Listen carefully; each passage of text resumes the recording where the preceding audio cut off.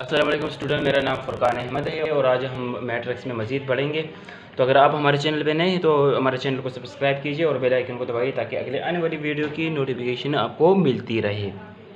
तो आज बात करते हैं additive identity of a matrix. तो additive identity of a matrix हमारे साथ क्या होता है? A plus zero is equal to zero plus A equal to A. दरअसल लेट सपोज मैं एक एग्जांपल के थ्रू आपको समझाऊंगा। लेट सपोज ये हमारे साथ एक ए मैट्रिक्स है जिसके एलिमेंट्स क्या है 2 3 4 5 है और दूसरा मैट्रिक्स हमने क्या लिया हुआ है? ज़ीरो मैट्रिक्स लिया हुआ है जिसके एलिमेंट्स क्या है? ज़ीरो, ऑल ज़ीरो है, तो that's why it is called zero matrix. तो अगर ज़ीरो को मैं ए के साथ ऐड करता हूँ तो वापस हमारे साथ वही ए वाला मैट्रिक्स आ जाता है। तो ये ज़ीरो मैट्रिक्स जो है ये इसको हम कहते हैं additive identity of a matrix A. So it is called additive identity of तो ये था एडिटिव आइडेंटिटी ऑफ मैट्रिक्स। एक बार फिर मैं आपके साथ शेयर करता हूँ कि एडिटिव आइडेंटिटी ऑफ मैट्रिक्स क्या होता है। लेट सपोज एक नॉन ज़ीरो मैट्रिक्स मैं लूँ और उस मैट्रिक्स के साथ मैं ज़ीरो मैट्रिक्स को ऐड करूँ तो उस ज़ीरो मैट्रिक्स उस नॉन ज़ीरो मैट्रिक्स के साथ ऐड करने पे वापस ही हमारे साथ वो नॉन ज़ीरो मैट्रिक्स आ जाए तो उसको बोलते हैं एडिटिव आइडेंटिटी। उस ज़ीरो वाले मैट्रिक्स को क्या बोलते हैं? Additive identity of A. So ये था additive identity of a matrix. तो अब बात करते हैं additive inverse of a matrix. क्या additive inverse of a matrix क्या होता है?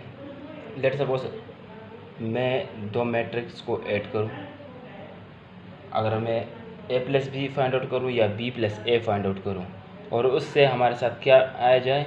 ज़ीरो मैट्रिक्स आ जाए तो यानी उसको बोलते हैं additive inverse of a matrix. Let suppose ये हमारे साथ ए मैट्रिक्स है जिसके एलिमेंट्स है 2 4 5 6 और ये बी एलिमेंट है जिसके एलिमेंट्स है -2 -4 -5 -6। अगर इन दोनों को मैं ऐड करता हूँ और इससे से ज़ीरो मैट्रिक्स आ जाता है तो उसको बोलते हैं additive of inverse of a matrix.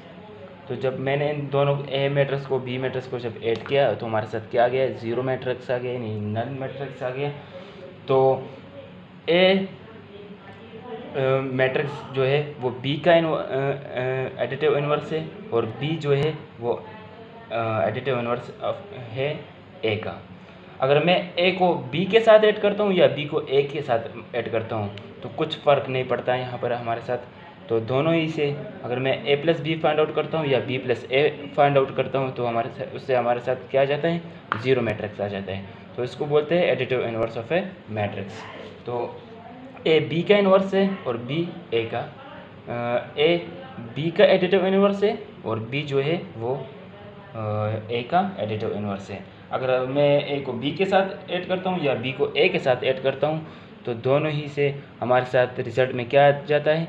Null matrix आ जाता है। तो इसको बोलते हैं additive inverse of a matrix. तो अब बात करते हैं मल्टीप्लिकेशन ऑफ टू मैट्रिक्स कि दो मैट्रिक्स को किस तरह मल्टीप्लाई किया जाता है। तो दो मैट्रिक्स को आप जब मल्टीप्लाई करते हो तो सबसे पहले उसमें एक कंडीशन है, वो कंडीशन आपको याद रखनी पड़ेगी तभी आप उसको मल्टीप्लाई कर सकते हो। वो कंडीशन क्या है? लेट सपोज मैं ए बी फाइंड आउट करना चाहता हूँ, यानी ए को बी के साथ मल्टीप्लाई करना चाहता हूँ। तो कंडीशन सबसे पहले आपको एक कंडीशन देखनी पड़ेगी। वो कंडीशन ये है कि फर्स्ट मैट्रिक्स के अगर फर्स्ट मैट्रिक्स के नंबर ऑफ कॉलम्स इक्वल हो सेकंड मैट्रिक्स के नंबर ऑफ रो के बराबर हो तभी उनको एक दूसरे के साथ मल्टीप्लाई किया जा सकता है, यानी ए बी फाइंड आउट कर सकते हो। अगर मैं इस ए मैट्रिक्स में देखूं तो इसमें टोटल नंबर ऑफ कॉलम कितने हैं? वो 2 है। टोटल नंबर ऑफ कॉलम कितने हैं? 2 है। और यहाँ पर अगर मैं देखूँ यहाँ पर टोटल नंबर ऑफ रो कितने हैं? वो भी 2 है। तो number of column number of row के इक्वल है तो हम ए बी फाइंड आउट कर सकते हैं। तो मल्टीप्लिकेशन ये बहुत ईजी है, ठीक है। फर्स्ट कॉलम को फर्स्ट रो के साथ मल्टीप्लाई करेंगे, इस वाले कॉलम को फर्स्ट रो के साथ मल्टीप्लाई करेंगे और इस दूसरे वाले कॉलम को दूसरे रो के साथ मल्टीप्लाई करेंगे। तो बहुत ही आसान है। यहाँ पर मैंने किया हुआ है कि 2 क्रॉस 3 प्लस 3 क्रॉस 5 और इसी तरह 1 क्रॉस 3 प्लस 4 क्रॉस 3। तो फर्स्ट कॉलम को आपने फर्स्ट रो के साथ मल्टीप्लाई करना है और सेकंड कॉलम को सेकंड रो के साथ मल्टीप्लाई करना है। अगर आप यहाँ पे देखें तो फर्स्ट कॉलम को मैंने किस चीज़ के साथ मल्टीप्लाई किया हुआ है, वो 3 के साथ मल्टीप्लाई किया हुआ है और सेकंड कॉलम को मैंने सेकंड रो के साथ मल्टीप्लाई किया हुआ है। तो 2 प्लस 3 से क्या आता है, वो आता है 6 आता है और इसी तरह 3 क्रॉस 5 से 15 आता है और 15 को जब 6 के साथ ऐड किया जाए तो 21 आता है और यहाँ 1 क्रॉस 3 से 3 आता है हमारे साथ और यहाँ पर हमारे साथ 20 आ जाता है। तो 20 प्लस 3 23। अब सवाल ये है कि ए बी तो मैं फाइंड आउट कर सकता हूँ क्योंकि वो कंडीशन को सेटिस्फाई करती है। वो कंडीशन क्या है, वो कंडीशन ये है कि फर्स्ट ए मैट्रिक्स के नंबर ऑफ़ कॉलम्स इक्वल है बी मैट्रिक्स के नंबर ऑफ़ रो के साथ नंबर ऑफ़ रो के इक्वल है। तो मैं ए बी फाइंड आउट कर सकता हूँ। अगर अब मैं देखना चाहूँ तो क्यों कि बी ए में फाइंड आउट कर सकता हूँ या नहीं। तो बी ए में नहीं फाइंड आउट कर सकता हूँ क्योंकि बी में कितने टोटल नंबर ऑफ़ कॉलम कितने हैं, वो 1 है, ओनली 1 कॉलम है और ए मैट्रिक्स में टोटल नंबर ऑफ़ रो कितने हैं, वो 2 है। तो नंबर ऑफ़ कॉलम इक्वल नहीं है नंबर ऑफ़ रो के, तो that's why I can not find out B A. तो मल्टीप्लिकेशन में आपको बस ये बात बहुत लाजमी जहन में रखनी है कि जब आप मल्टीप्लिकेशन कर रहे हो तो फर्स्ट मैट्रिक्स के सेकंड मैट्रिक्स के फर्स्ट मैट्रिक्स के नंबर ऑफ़ कॉलम को आप देखेंगे और सेकंड मैट्रिक्स के नंबर ऑफ़ रो को आप देखेंगे। अगर फर्स्ट मैट्रिक्स के नंबर ऑफ़ कॉलम इक्वल है सेकंड मैट्रिक्स के नंबर ऑफ़ रो के, तो तभी उनको मल्टीप्लाई किया जा सकता है, वरना उसको मल्टीप्लाई नहीं किया जा सकता है। तो मुझे उम्मीद है कि आपको मल्टीप्लिकेशन अब आती होगी। अब बात करते हैं कुछ पॉइंट है वो आपको याद रखने होंगे कि वो पॉइंट क्या है कि कम्यूटेटिव लॉ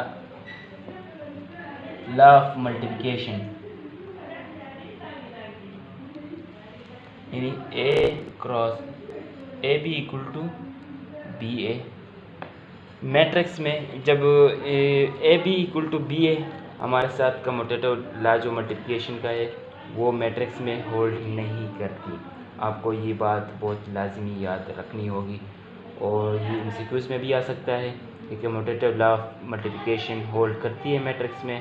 तो आपको ये जहन में रखना है कि commutative law of multiplication hold नहीं करती है मैट्रिक्स में। अब मैं आप लोगों को कुछ असाइनमेंट देने वाला हूँ। वो असाइनमेंट क्या है कि आपको associative law of multiplication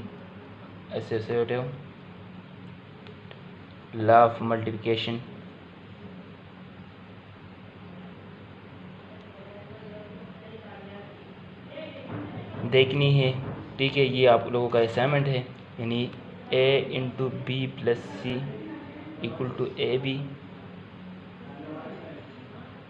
into C. आप लोगों को ये असाइनमेंट है। आप लोगों को क्या करना है, सबसे पहले 3 मैट्रिक्स लेने हैं, ठीक है। फिर आपको ये जो एसोसिएटिव लॉ है ये आपको सबसे पहले राइट साइड फाइंड आउट करना है, फिर लेफ़्ट साइड फाइंड आउट करना है। अगर राइट साइड इक्वल आता है लेफ़्ट साइड के तो हमारे साथ वैसे associative law of multiplication hold करती है मैट्रिक्स में।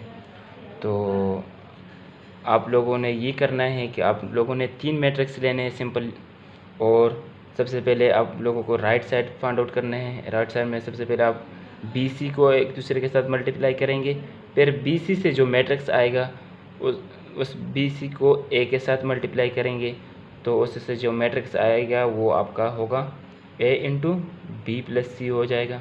ठीक है, फिर आपको लेफ़्ट साइड पे जाना है। ठीक है, लेफ़्ट साइड में आप सबसे पहले AB को फाइंड आउट करेंगे, फिर AB से जो मैट्रिक्स आएगा उसको आपने C के साथ मल्टीप्लाई करना है। ठीक है, तो कंपेयर करना है राइट और लेफ़्ट साइड को कि ये इक्वल आता है कि नहीं आता है। ठीक है, तो ये चीज़ आप लोगों का असाइनमेंट है, यानी एसोसिएटेड लॉ ऑफ मल्टीप्लिकेशन आपको देखना है। 3 मैट्रिक्स लो, बहुत ही आसान है। 3 मैट्रिक्स लो, पहले राइट साइड फाइंड आउट करो, फिर लेफ़्ट साइड फाइंड आउट करो, तो दोनों को कंपेयर करो कि वो एक दूसरे के इक्वल आता है कि नहीं आता है।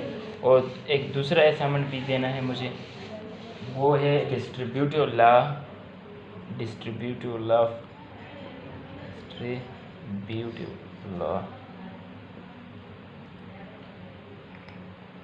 ऑफ मल्टीप्लिकेशन और एडिशन।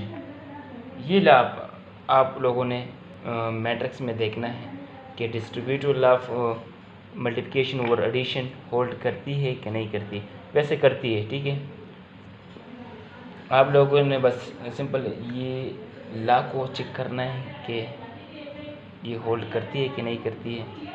और डिस्ट्रीब्यूटिव लॉ ऑफ एडिशन क्या है, वो A into B plus C equal to AB plus AC। ये हमारे साथ क्या है, डिस्ट्रीब्यूटिव लॉ ऑफ मल्टीप्लिकेशन और एडिशन है। आप लोगों ने सिंपल क्या करना है, 3 मैट्रिक्स लेने हैं। ठीक है, तो राइट में जब आप सबसे पहले BC को B प्लस C को ऐड करेंगे और फिर उसको B प्लस C से जो मैट्रिक्स आएगा उसको A के साथ मल्टीप्लाई करना है, तो ये आपका राइट साइड हो जाएगा। और इसी तरह लेफ़्ट साइड में आप लोगों ने क्या करना है, AB को फाइंड आउट करना है और AC को फाइंड आउट करना है, फिर AC और AB को दोनों को ऐड करना है। ठीक है, तो फिर आप लोगों ने राइट और लेफ़्ट साइड को कंपेयर करना है कि दोनों इक्वल आते हैं कि नहीं आते। वैसे इक्वल आते हैं। डिस्ट्रीब्यूटिव लॉ ऑफ मल्टीप्लिकेशन और addition, associative law of under multiplication ये होल्ड करती है हमारे साथ मैट्रिक्स में, लेकिन जो कम्यूटेटिव लॉ ऑफ मल्टीप्लिकेशन है वो होल्ड नहीं करती मैट्रिक्स में। तो ये बात आप लोगों ने बहुत ध्यान में रखनी है। और पिछले जो मल्टीप्लिकेशन ऑफ 2 मैट्रिक्स में हमने 2 मैट्रिक्स लिए, वहाँ पे भी हमने चेक किया है कि AB तो हमने फाइंड आउट किया, लेकिन BA वहाँ पे हमारे साथ नहीं फाइंड, मतलब वो कंडीशन नहीं सेटिस्फाई कर रही कि वो कंडीशन जो हमारे साथ यानी फर्स्ट मैट्रिक्स के नंबर ऑफ कॉलम जो है वो सेकंड मैट्रिक्स के नंबर ऑफ रो के इक्वल होता है, उसको मल्टीप्लाई किया जाता है।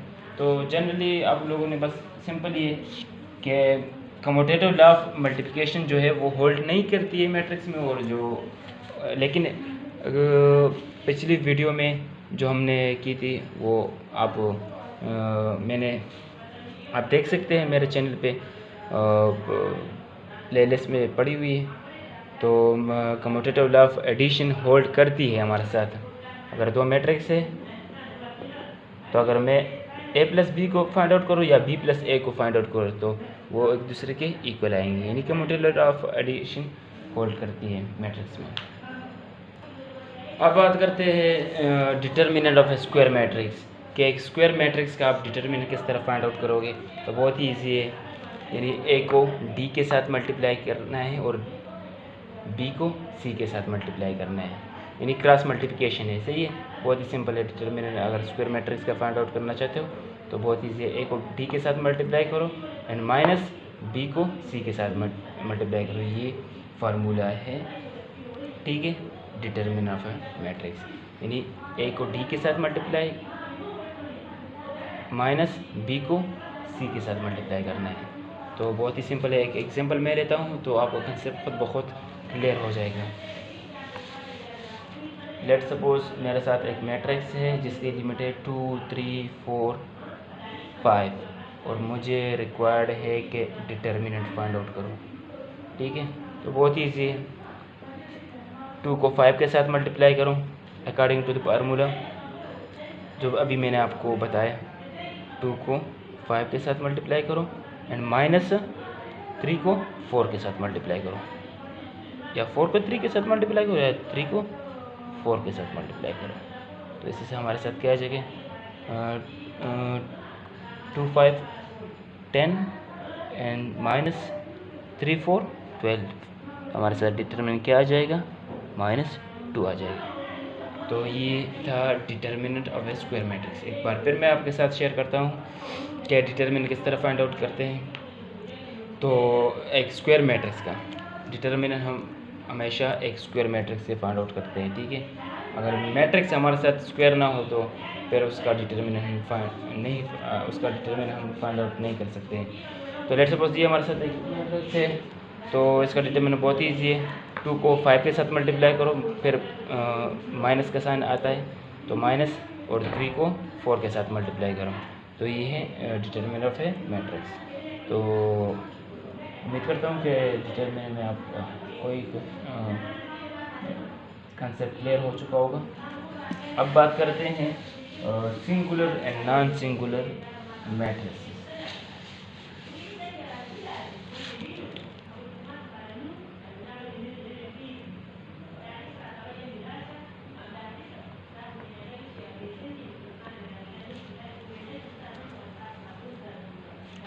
सिंगुलर मैट्रिक्स, अगर एक स्क्वायर मैट्रिक्स का मैं डिटर्मिनेंट लूँ और उसका डिटर्मिनेंट 0 के इक्वल आ जाए तो उसको बोलते हैं सिंगुलर मैट्रिक्स। लेट सपोज मैं एक मैट्रिक्स लेता हूँ जिसके एलिमेंट क्या है, 4 -2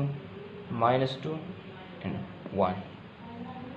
तो अगर मैं इसका डिटर्मिनेंट फाइंड आउट करना चाहूँ तो 4 को 1 के साथ मल्टीप्लाई करते हैं तो 4 आ जाएगा, एंड फिर -2 को -2 के साथ मल्टीप्लाई करेंगे तो +4 आ जाएगा।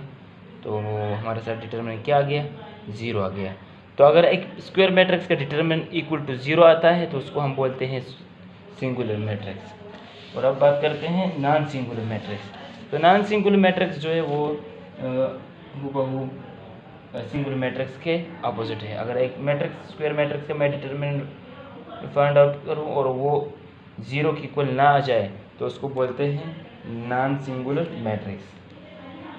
तो लेट सपोज मैं एक एग्जांपल के थ्रू आपको समझाऊंगा। सपोज 1 2 3 4, ये एक मैंने मैट्रिक्स लिया और इसका डिटर्मिनेंट हमारे साथ क्या आ जाएगा, 4 को 1 के साथ मल्टीप्लाई किया तो 4 आ गया, फिर -2 को 3 के साथ मल्टीप्लाई किया तो 6 आ गया। तो 4 - 6 से क्या आ जाता है, -2 आ जाता है, which is not equal to 0। So it is called non singular matrix. अब बात करते हैं एडजॉइन ऑफ मैट्रिक्स के। एक मैट्रिक्स का मैं एडजॉइन किस तरह फाइंड आउट करेंगे। तो बहुत ही ईजी है, इन दोनों का आपस में जगह को तब्दील करना है, यानी ए को डी की जगह लाना है और डी को ए की जगह लाना है, ठीक है। और इन बाकी बी और सी के साइन को चेंज करना है। तो ये होता है हमारे साथ एडजॉइंट ऑफ ए मैट्रिक्स। तो ये एक मैट्रिक्स मैंने लिया हुआ है जिसके एलिमेंट्स क्या है, ए बी सी डी है। तो इन दोनों का क्या करना है, इनका जगह तब्दील करना है, यानी डी को ए की जगह ले जाना है और ए को डी की जगह ले जाना है। तो इसका एडजॉइन क्या आ जाएगा, और इन दोनों की साइन को तब्दील करते हैं एडजॉइन में। तो एडजॉइन जब एडजॉइन ऑफ इस ए मैट्रिक्स से एडजॉइन क्या हो जाएगा, ये हो जाएगा, यानी डी को ए की जगह मैंने लाया और ए को डी की जगह मैंने ले गया, और बी और सी के साइन क्या है, यहाँ पे साइन इनके प्लस है। तो यहाँ पे एडजॉइन में इनके साइन क्या हो जाते हैं, वो चेंज हो जाते हैं। अगर पॉजिटिव है तो नेगेटिव हो जाते हैं, ठीक है। यहाँ पर पॉजिटिव थे तो यहाँ पर नेगेटिव हो गए। तो ये था एडजॉइंट ऑफ ए मैट्रिक्स। देखो बयान करें। तो अब इन्वर्स की बात करते हैं कि मैट्रिक्स का इन्वर्स हम किस तरह फाइंड आउट करते हैं। तो इन्वर्स का हमारे साथ एक ये फार्मूला है कि A inverse is equal to 1/a determinant into A adjoint A. तो ये फार्मूला है इन्वर्स। एक बात आप लोगों ने ये याद रखना है कि इन्वर्स उन मैट्रिक्स का हम फाइंड आउट करते हैं जो हमारे साथ नॉन सिंगुलर मैट्रिक्स हो। नॉन सिंगुलर मतलब जिसका डिटरमिनेंट नॉट इक्वल टू 0 हो, तभी हम उस मैट्रिक्स का डिटर्मिनेंट फाइंड आउट कर सकते हैं। ठीक है, अगर 0 हो तो उसका हम डिटर्मिनेंट क्यों फाइंड आउट नहीं कर सकते? क्योंकि जो हमारे पास आती है फार्मूला, जो according to formula of inverse, तो यहाँ पर हमारे साथ तो इन्वर्स ऑफ मैट्रिक्स का ये हमारे साथ ये फार्मूला है, A inverse is equal to 1/a determinant into adjoint A. अब किन मैट्रिक्स का हम इन्वर्स फाइंड आउट कर सकते हैं और किन का नहीं इन्वर्स फाइंड आउट कर सकते हैं? तो हम उन मैट्रिक्स का इन्वर्स फाइंड आउट कर सकते हैं जिसका डिटर्मिनेंट नॉट इक्वल टू 0 हो। उन मैट्रिक्स का हम डिटर्मिनेंट इन्वर्स फाइंड आउट कर सकते हैं। अगर 0 हो तब तो फिर हम उसका इन्वर्स फाइंड आउट नहीं कर सकते। क्यों नहीं कर सकते? अगर 0 हो तो यहाँ पर हमारे साथ 1/0 हो जाएगा।